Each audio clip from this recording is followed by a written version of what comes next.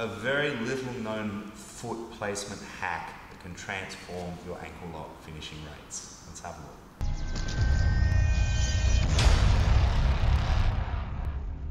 Hey guys, Coach Tom. I'm here with Reese. We're going to check out one of my favorite foot positioning little secrets for finishing straight ankle locks. I really like straight ankle locks. I think they're a great precursor to the more rotational and knee-based leg locks. But I also think that they're a great lock in their own right. People who've never trained with an ankle lock specialist don't respect them, and they think that they don't need to tap unless someone's got them in a heel hook, and it's not the case, I assure you. However, we're going to have a look now at countering a common problem, both preventing it and then also treating it. So we're going to be in a standard, because I'm going to do everything IBJJF legal, guys. Because a lot of you watching this want to compete in IBJJF tournaments. But this can be done no gi. You know, I was just doing it for an hour of rolling this morning in no gi. So traditionally in jiu-jitsu, when we sit for an ankle lock, we would sit to this style of position.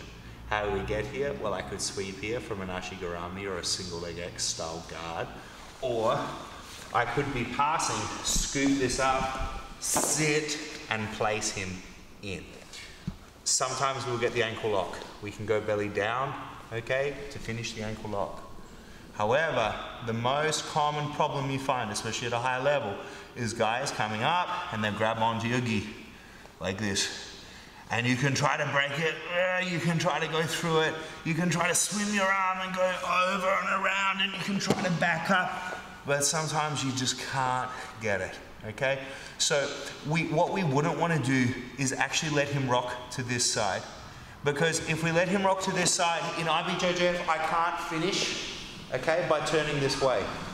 It's declared dangerous. But if he rocks to this side, he can now get up.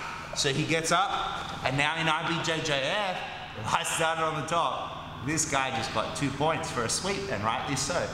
So when we're here, for both legality of finishing reasons and also just for keeping the guy on the ground, we want to be on our left side. However, it gives the guy the easy grab. And the problem is, when he gets this easy grab, it can be really hard for me to finish. It's like I'm doing a deadlift with all uneven legs and my posture is all crunched up. So, how do we solve this? Well, first of all, we need to prevent it, because if we don't put prevention in, we'll have no chance. So, he's set up to grab me, okay? How do I prevent that? Well, when I'm here and I go for my ankle lock, instead of going this way, you guys may find some tremendous success from actually switching your leg positions. So your right foot is going to go right here into his ribs, and your left foot comes out basically in line with his knee. From this position now, if he comes up to reach up and grab me, he cannot. I have got a side kick into his ribs. And now I can use 2 hands even to finish. Okay? People do not get out of these things. Be careful of your training partner's knee. This looks unorthodox, but it works very well. Again, this would be a normal position. It can work very well, especially if you are able to defend your lapels in time. However, especially if he takes that foot off, replace it with your right foot. Open out your left, and now bridge up on and attack the ankle. Your right foot, if it goes low, that is very familiar to guys in the gi, IBJJF rule sets. However, by placing our foot a little bit higher, we get a much more fragile platform that we're putting our leg power into. His hip is like rock solid. This guy ain't 80. This guy's got a hip that's rock solid. His ribs, not so much, okay? So I can stop him from coming up and getting to me, and now I can power my lock. But what can go wrong from here? What can go wrong from here is when Reese pushes that foot off. No different to a normal ashigarami situation where he would push this foot off. Okay? So the first thing is, we're going to have this leg wide so that when he pushes this foot off here, he isn't able to start getting up right away. So if he pushes this foot off, we have to do this little transition, because right now he's going to come up and sort of try to get almost onto my back or past my guard. Okay, and that's cool. Jump up, go. So don't let the foot go. And watch what we're gonna have to do, guys. We're gonna have to put our butt up into him. So I'm actually trying to push my butt up into him while I hold his foot. This will prevent him from further securing back control. Now I'll simply push back and I start turning the corner to get to a reverse half guard position, okay?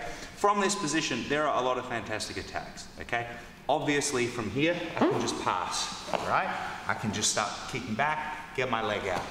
I can from here, of course, attack the leg bar. However, if the guy's not a sucker, he's got a triangle off his legs.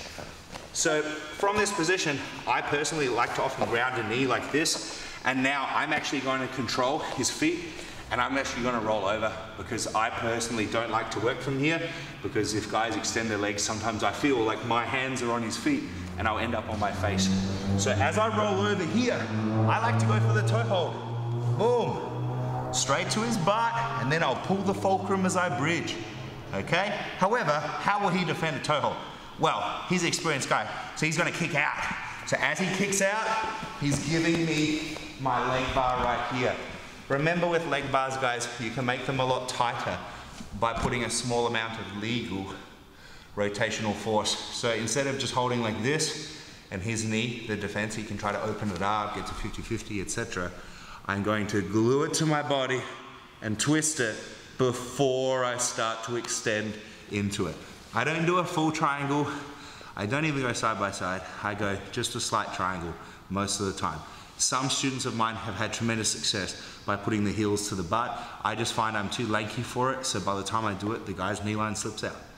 So there you go, guys. That's a pretty comprehensive view of at least one alternate foot placement theory with your straight ankle locks. I believe it makes them better.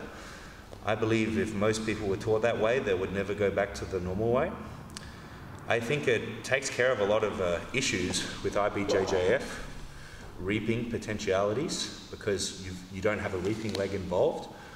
And I think when you are counted and it all goes horrible, which it does, as any footlocker knows occasionally, if you can really master getting up to that like reverse half guard type position, that knee bar toe hold type attack position, or like reverse ashigarami, as you know some people from a footlock perspective might call it, I really think that that is just a fantastic footlock attacking system.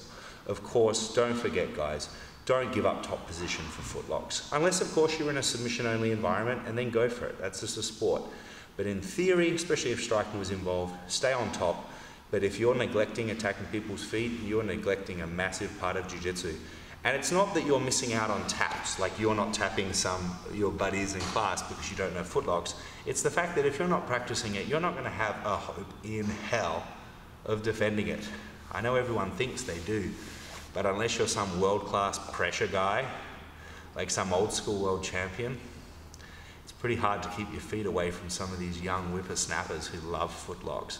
I love them too, and I appreciate old-school jiu-jitsu, but footlocks are a part of old-school jiu-jitsu, guys. Have a look at the history of when like the Machados and Gracies came over to America. You know, studying Sambo was something that my coach and his brothers did a lot of. To get footlocks, and this was decades and decades ago. So they are part of old school jiu-jitsu, guys. Thanks for watching the video, guys. I'm Coach Tom. I'll see you next time. Thanks for watching the video, guys. I hope you loved it. For more free videos, click here. And if you'd like to get our free footlock masterclass, please click here. And if you'd like to help support me so I can help bring you high-level jiu-jitsu for free every day, please click here. Thank you for watching, guys. I'm Coach Tom. I'll see you next time.